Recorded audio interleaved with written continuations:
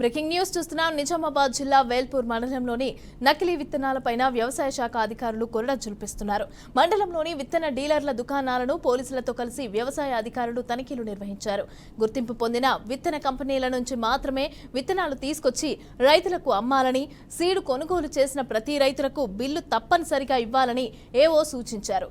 కాల వ్యవధి దాటిన విత్తనాలను గాని, పురుగు మందులను గాని రైతులకు అమ్మితే కఠిన చర్యలు తీసుకుంటామని పోలీసులు తెలిపారు. రైతులకు నాణ్యమైన విత్తనాలు, పురుగుల మందులు అందించాలని సూచించారు.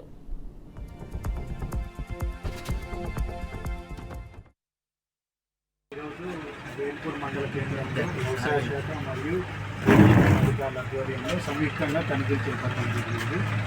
ఈ ఖరీఫ్ వానాకాలం సీజన్లో రైతులకు ఎటువంటి విత్తనాలు ఇస్తున్న దాని మీద విస్తృతంగా తనిఖీలు చేయడం జరుగుతుంది. దీనిలో భాగంగా ప్రతి డీలరు తన పరిధిలో ఉన్నటువంటి ఏవైతే విత్తనాలు ఉన్నాయో విత్తనాలకు సంబంధించిన బిల్లులు కంపల్సరీ రైతుకి ఇవ్వాల్సి ఉంటుంది. అదేవిధంగా ఏదైతే విత్తనాలను డిస్ట్రిబ్యూటర్ దానికి సంబంధించిన సోర్స్ సప్లై సర్టిఫికేట్ కూడా అక్కడ వచ్చిన అధికారులకు చూపెట్టాల్సి ఉంటుంది. ఇంకోటి ఏంటంటే విత్తనాలు కానీ ఎట్టి పరిస్థితుల్లో కూడా ఎక్కడ కూడా ఎక్స్పైరీ అనేది షాపులో ఉండటానికి వీల్లేదు. వెంటనే ఆ ఎక్స్పైరీ ఉన్న విత్తనాలు కానీ, పురుగు మందులు కానీ ఎమ్మటే డీలరు ఒక ఎక్స్పైరీ వివరాలు గల రిజిస్టర్ మెయింటైన్ చేసి దాని ఏవో గారి సమక్షంలో డిస్పోజల్ చేయాల్సిందిగా డీలర్లకు తెలియజేయడం జరుగుతుంది.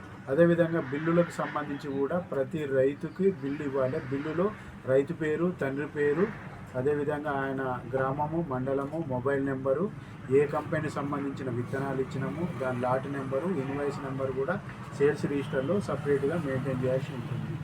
ఈరోజు వేల్పూర్ మండల కేంద్రంలో వ్యవసాయ శాఖ మరియు అధికారుల ఆధ్వర్యంలో సంయుక్తంగా తనిఖీలు చేపట్టింది.